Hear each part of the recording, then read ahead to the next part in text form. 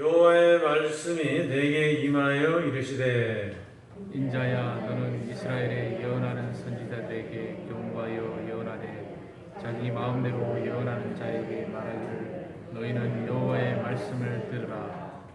주 여호와의 말씀에 본 것이 없이 자기 심령을 따라 예언한 어리석은 선지자에게 화가 있을진저. 이스라엘아 너희의 선지자들은 황무지에 있는 여우 같으니라.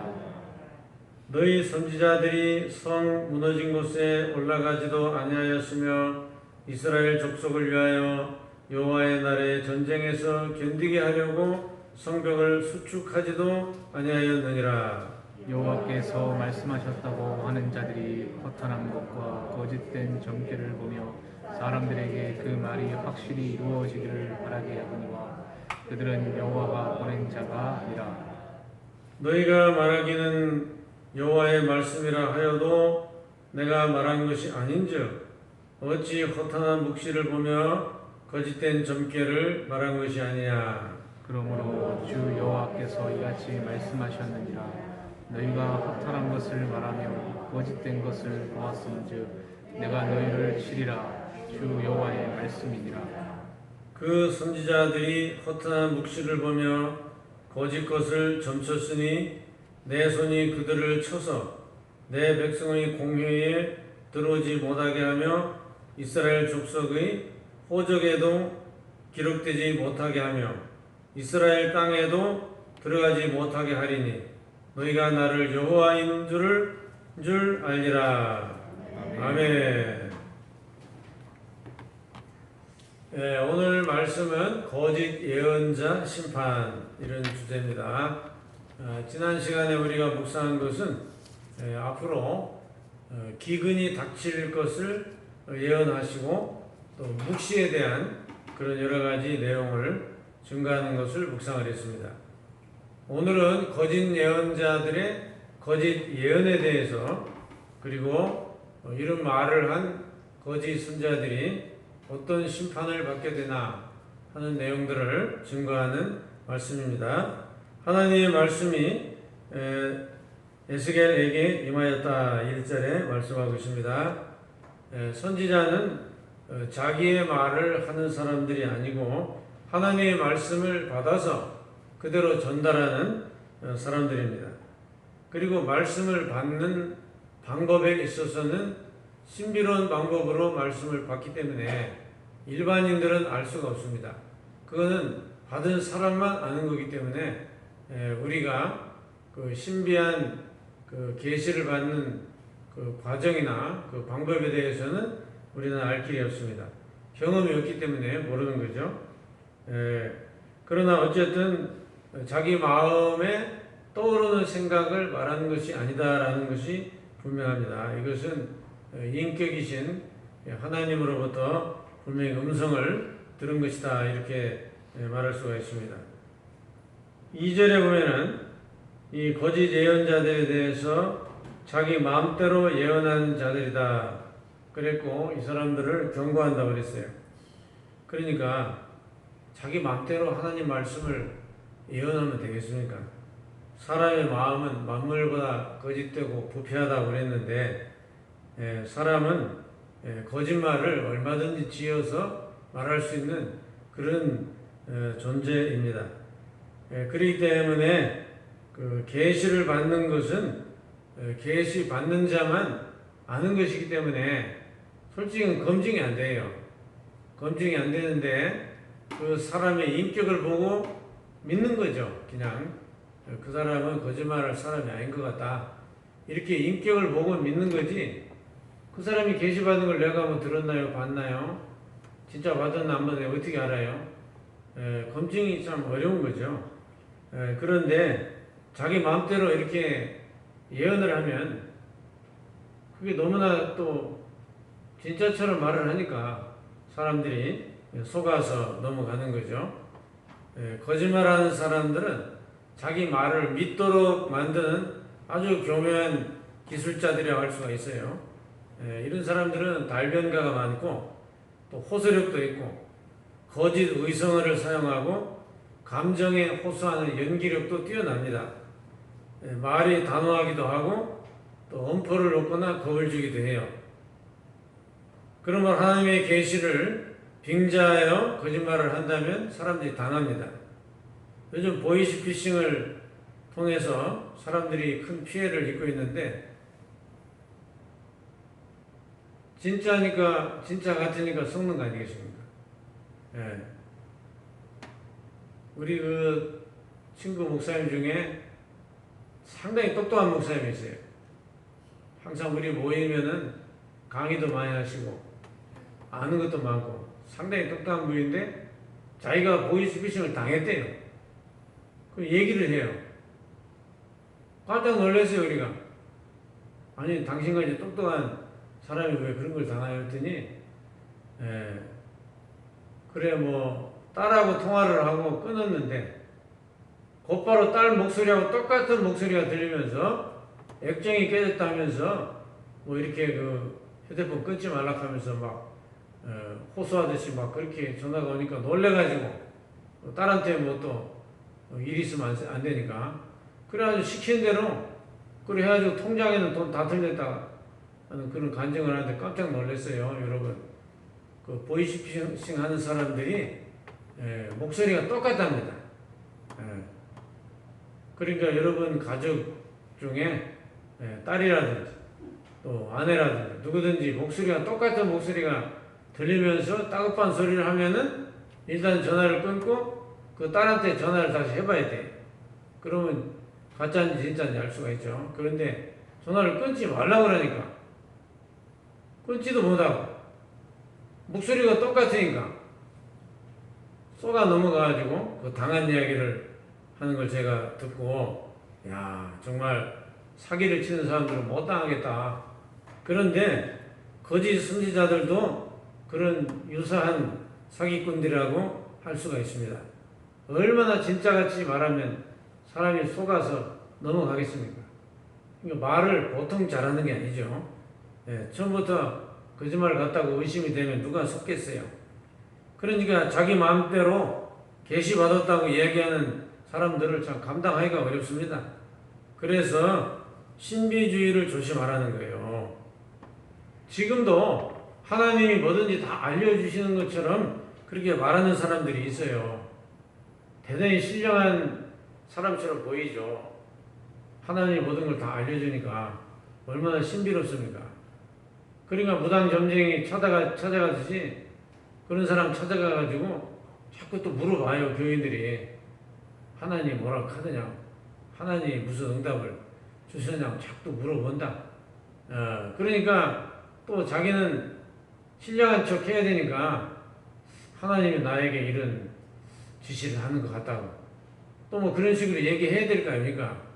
그러면은 거기 이제 하나씩 둘씩 넘어가기 시작해가지고 나중에 어떤 피해가 올지 알 수가 없죠. 그래서 이런 것들을 다 조심을 해야 된다 이 말이에요. 왜냐하면 자기 마음대로 자기 마음에 있는 얘기를 하는 건지, 그래서 알 수가 없고, 또 우리는 성경에 기록된 말씀만 붙잡고 가면 됩니다. 그런 신비주의에 빠져서는 안 된다는 것을 알 수가 있습니다. 그런데 여러분, 개인적으로 신비 체험을 할 수가 있어요. 여러분이 신비스러운 걸 체험할 수가 있어요. 그런데 제가 늘 부탁드리지만 말하지 마세요. 그러면 아무 문제 안 생겨요. 내가 아무리 신령한 은혜를 받았어도 남한테 말하지 마세요. 그게 문제가 돼요. 그리고 다른 사람이 하는 얘기는 들을 필요도 없고, 그건 들을 필요가 없고, 또 내가 그런 은혜를 받았다 해도 말하지 마세요. 그건 진짜라 해도 그거 말하면 안 돼요. 그거는 또 나중에 심각한 문제를 이야기할 수가 있습니다. 우리는 오직 성경만, 계시가 끝난 성경만 우리는 붙잡고 나가면 될 줄로 믿습니다. 자, 그 다음에 3절에 보니까 본 것이 없이 자기 심령을 따라 예언하는 어리석은 선지자, 이렇게 말을 했어요. 뭐 환상 중에 자기가 본 것도 없으면서 뭐 자기가 자기 마음대로 또 이렇게 하나님의 말씀을 보았다, 자기가 들었다, 뭐 이렇게 해가지고 그 말씀을 빙자해서 거짓말을 친다, 이거는 질이 더 나쁜 거예요. 그러니까 보이스피싱 하는 그 범죄자들보다 질이 더 나쁜 고등 범죄자다. 이렇게 볼 수가 있어요. 이건 사람의 영혼 가지고 장난치는 거 아니에요. 또 하나님의 말씀을 가지고 거짓말하는 거 아니에요. 그거는 죄가 더 크죠. 그래서 거짓 선자는 이단이라고 보면 돼, 이단. 그래서 이단의 이 괴수들은 받을 벌이 참 커요. 아주 화를 크게 받을 겁니다. 이들은 어리석은 자들이라고 그랬어요. 근데 자기가 어리석다는 걸 모르니까 그게 문제죠. 그게 참 가장 큰 문제입니다. 자기가 자기를 발견하지 못하는 것. 그래서 어리석은 짓을 이렇게 한다는 거죠. 그래서 우리가 착하기만 해가지고는 안 됩니다. 당연히 우리는 착한 사람이 돼야 되죠. 근데 그것만 가지고는 안 된다. 착한데 플러스 뱀같이 지혜로워야 된다. 무엇보다 영적 분별력이 있어야 돼요. 분별력. 이게 진짜인지 가짜인지 뭔가 좀 수상하다. 낌새가 이상하다. 그 분별력이 있어야 돼요. 그게 은사입니다. 여러분 모두 기도하셔가지고 하나님 나에게 분별의 은사를 주십시오. 누가 무슨 얘기를 해도 이게 진짜인지 가짜인지 그 분별을 해야 돼요. 이 분별이 안 되면 또 넘어가는 거예요. 그래서 분별의 은사를 구하면 좋습니다. 그래서 이 사람이 착하기만 하고 이렇게 분별력이 없으면 잘 속아 넘어가요. 오죽하면 넘어가겠어요. 얼마나 깜짝같이 속이면 넘어가겠습니까? 이런 사람들은 뱀의 입술이죠. 그리고 이 사기친 사람들은 굉장히 뭔가 빨리 재촉을 해요. 그런 거 많이 경험했을 거예요. 지금 빨리 당장 뭘 빨리 안 하면은 기회가 없다 이런 식으로 꼭 막 이렇게 막 장황스럽게 막 그러니까 아까워가지고 지금 기회 놓치면 저거 안 되는데 그래가지고 또 덜컥 일을 저질러 놓고 나중에 보니까 또 사기당했네. 그런 일이 허다하게 많아요. 그러니까 하여튼 뭐 갑작스럽게 뭐 이렇게 뭔가 빨리 문제를 해결하려고 하는 어떤 그런 상황이 발생을 하면 그건 거의 사기로 보면 돼요. 그건 할 필요 없어요. 그거는 유혹을 받지만은 참아야 돼요. 좀 시간을 지내봐야 돼요. 그러면 그게 사기라는 걸 알 수 있어요. 자, 그리고 이런 사람들은 황무지에는 여우라고 4절에 보니까 황무지에는 여우. 여우 그러면 생각나는 게 있죠? 우리 아가새나 포도밭을 다 망쳐버린 거 여우. 그러니까 이 여우가 나타나면 다 모든 게 파괴되는 거예요. 이게 황야 강무지 같은 데 숨어 살지만은 그게 나타났다면 무서워요. 그래가지고 우리가 좀 그 교묘하게 남을 해치는 사람을 여우 같다 그런 말도 하잖아요. 그러니까 이 거짓 선자들은 여우짓을 한다 이 말이에요. 그러니까 교묘하고 결과는 파괴하는 일을 하기 때문에 조심을 해야 된다 그런 말이죠. 자, 그리고 이 사람들은 손 하나 까딱을 안 해요. 5절에 보니까 자, 성 무너진 곳에 올라가지도 않았어요. 또 전쟁의 날에 그 성벽을 수축하지도 않았다 그랬어요. 이 전쟁이 난다든지 나라에 큰 일이 생기면은 그거는 선지자나 뭐 제사장이나 구별이 없어요. 다 나와서 일을 해야 돼요. 지금 전 국민이 나와서 일을 하는데 자기는 선지자라고 손 하나 까딱 안 하고 가만히 있으면 그건 아니에요.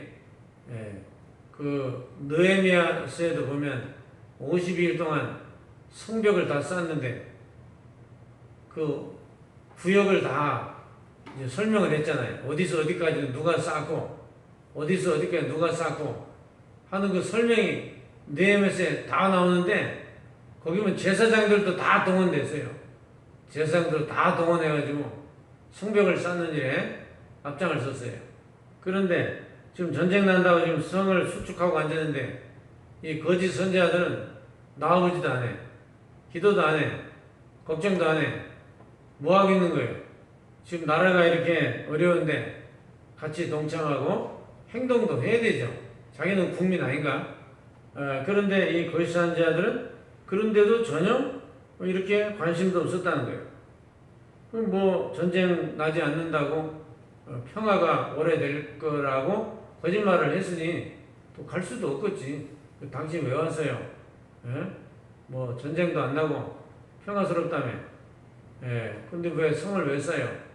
예. 뭐 그런 말도 들을 수도 있잖아요. 그러니까 거짓 선지자들이 이렇게 엉터리 같은 언행을 했다는 거죠. 자, 그리고 이것을 영적으로도 해석을 해요. 우리 주석을 보면 성벽을 수축하지 않았다는 이 말에 대해서 영적으로 어떻게 해석을 하느냐. 그런데 이스라엘 백성들이 범죄를 하고 도덕적 타락을 했을 때 침묵을 했다. 이렇게 해석을 해요. 그 말도 맞는 것 같아요. 왜냐하면 그 우상 숭배하고 타락된 것에 대해서 말을 해야 될 거 아니에요. 못하도록 하면 망하니까 그러지 마라 하면 안 돼. 그런 이야기를 해줘야 되는데 침묵을 했다는 거예요. 이게 거짓 선자의 특징이에요. 말하자면 듣기 싫은 소리는 안 한다 이 말이에요. 그건 선지자가 아니지. 달콤한 이야기, 축복되는 이야기, 좋은 이야기. 아, 전쟁 안 납니다. 평화로운 날이 오래 갈 것입니다. 얼마나 듣기 좋아요? 아주 사탕 발린 말처럼 그런 얘기만 하면 환영을 받아. 아, 그렇죠. 그래도 해야 되죠. 역시 전 선지자님은 앞을 내다보시는 능력이 탁월하십니다. 그러면서 듣기 좋은 소리만 하고 다니니까 사람이 고칠 수가 없지. 선지자는 회개를 촉구하기도 하고 이렇게 살면 망합니다. 정신 차려야 됩니다. 하지 마세요. 우상 숭배하면 안 됩니다. 그런 얘기를 해줘야 그게 진짜 선지자지. 근데 거짓 선지자들은 말을 안 해요. 예. 여러분 그거는 잘못된 겁니다. 자, 예를 들어 어떤 사람이 막 자기 마음대로 막 폭식을 해가지고 막 감당 못하게 그렇게 비만이 오고 뭐 도저히 막 이런 상태가 됐다. 그러면 그 폭식한 그 사람도 잘못이지만 그 옆에 있는 사람들이 말리지 않은 것도 잘못이에요. 마음껏 먹어라, 실컷 먹어라, 네 먹이 신대 먹어라. 아따 잘 먹네. 그러면서 옆에서 그걸 가만히 놔둬. 그러면 그게 잘하는 거예요? 그게 아니잖아요. 야, 그럼 많이 먹으면 안 된다. 좀 절제해라.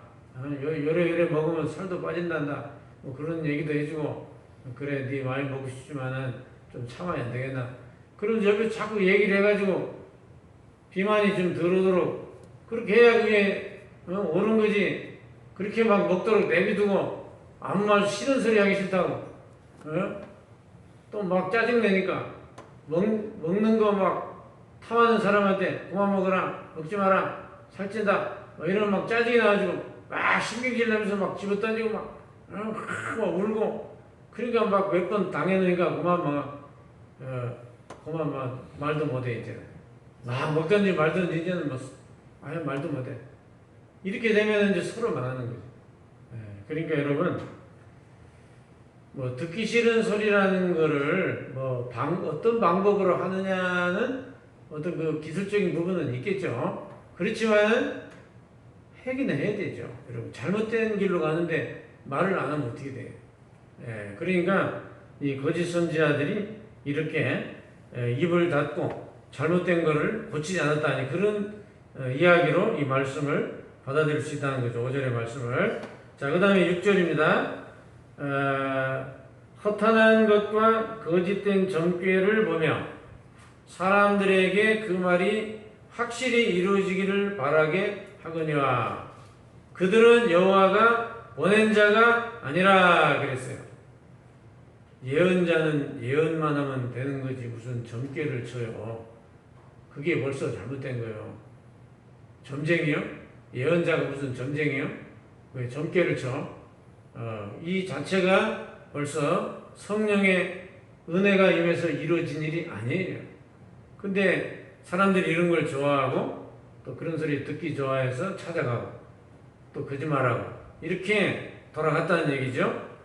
이런 거짓말하는 그런 사기꾼들은 하나님이 보낸 자가 아니라고 그랬어요. 그러니까 이것은 이제 하나님의 뜻 가운데 있는 사람이 아니죠. 그래서 모든 말마다 거짓말을 하고 나중에 출구를 못 찾을지 싶어요. 어디로 빠져나갈지 몰라. 그래서 이단들의 교리는 수시로 바뀐다고 그래요. 우리가 알고 있는 그 이단들의 교리가 세월이 흐르면요 또 바뀌어요. 그래가지고 제가 이번 신문에 그걸 글을 썼는데 요 안성홍 증인에 있죠. 하나님 교회 여기 대백마트 2층에 있는 하나님 교회. 그 교회에서 기성우리 교회 장로교 침례교 성경 기성우리 교회를 80개를 인수를 했다 이렇게 통계가 나왔어요. 그래서 교회를 인수를 해가지고 예배당 져가지고 빚을 많이 져가지고 부도가 난 교회 그런 교회들 경매가 나온다든지 아니면 이 교회를 팔고 다른 데로 간다 하는 그런 교회를 누가 개인이 사는 것처럼 꾸며가지고 그래 사가지고 결국은 자기들이 사는 이런 식으로 해가지고 기성교회를 80개를 샀다. 하나님의 교회는 부동산을 사면 안 되죠. 왜? 이미 재림주가 왔잖아요. 자기들 사모하는 그 재림주가 왔다는 거 아니에요. 그리고 하나님 어머니도 있다 해가지고 하나님이 아버지만 있는 게 아니고 어머니도 있다. 뭐 이래가지고 전국에 전 세계 여자들이 또 그렇게 좋아한다네. 하나님 어머니가 있다 하니까. 그 남녀 평등인 것처럼 하나님도 평등해. 하나님도 부인이 있어. 야, 참 희한한. 그게 성경에서 이상한 데서 그렇게 발췌를 해가지고 막 그렇게 또 말을 해요. 그러니까 계시받았다고 헛소리하는 것도 문제지만 성경을 갖다 놓고 지 맘대로 해석하는 이것도 문제예요. 그래서 어쨌든 이러한 이단들은 정말 그 멸망을 받을 거예요. 멸망을. 은혜를 잘못 받으면 이렇게 되는 거예요. 자, 그 다음에 7절 하나님의 말씀이 아닌데 허탄한 묵시를 보며 거짓된 점괘를 바랬다. 이렇게 말씀하고 있습니다. 자, 그래서 이런 사람들은 정말 저주를 받을 겁니다. 그래서 우리가 이렇게 말에 의해서 이루어지는 성경에 근거하지 않는 이런 이야기는 들을 필요가 없어요. 우리는 성경에 기록된 말씀만 붙잡고 가면 돼요. 그리고 이런 그 신비주의에 조심을 해야 되고 하나님의 뜻을 잘 몰라서 그런다. 그럴 수도 있겠죠. 하나님의 뜻을 잘 몰라가지고 자꾸 그런 사람을 찾아가게 됐다. 뭐 그런데 여러분 그런 건요. 성경을 많이 읽으시고 또 기도도 하시고 그런 그 결정이 잘 안 되는 부분은요. 그 전문가를 좀 찾아가세요. 그 분야의 전문가의 이야기 좀 들어보시고요. 또 지식과 정보를 많이 얻어야 됩니다. 내가 많이 알고 있어야 돼요. 내가 많이 모르면 내가 한 결정을 후회하게 돼요. 그래서 끊임없이 여러분이 성경도 읽지만 그 인문학을 하라는 이유가 그거예요. 여러분 책도 계속 읽어야 돼요. 세상 책도 뭐 철학책, 역사책 이런 세상 책도 많이 읽어야 돼요. 그래야 이 판단을 바르게 할 수 있다. 세상이 어째 돌아가는지 이런 잡지도 하나씩 좀 사보고 그래야지. 지금 세상이 AI 시대로 지금 들어가가지고 지금 모든 산업이 자동 시스템으로 지금 전부 다 가고 있는데 지금 뭐 내가 이 사업을 해가지고 될까 말까? 여러분 그거는 하나님이 응답을 안 준다고 자꾸 그러는데 그거는 여러분이 너무 그렇게 신비롭게 생각하지 마세요. 그거는 우리가 상식으로 판단을 해도 알 수 있는 거예요. 그러니까 내가 지금 이 사업을 해가지고 이 사업이 되겠나 안 되겠나. 그거는 세상에 있는 많은 정보와 지식만 가지고도 판단이 되는 거예요. 그러니까 괜히 자신 없고 실력 없으니까 이상한 사람들 찾아가가지고 내가 이거 사업을 하면 되겠어요 안 되겠어요 하나님 앞에 기도해가지고 응답 좀 받아주세요. 뭐 자기가 기도하지 왜 또. 응? 뭐 이래가지고 이상한 소리 듣고 가지고 또 망해가지고 내가 그 사람 얘기 듣겠다 망해가지고 그 사람 원망 또 태명이 듣는다 또 여러분 이게 왜 이런 바보 같은 짓을 하냐 이 말이에요.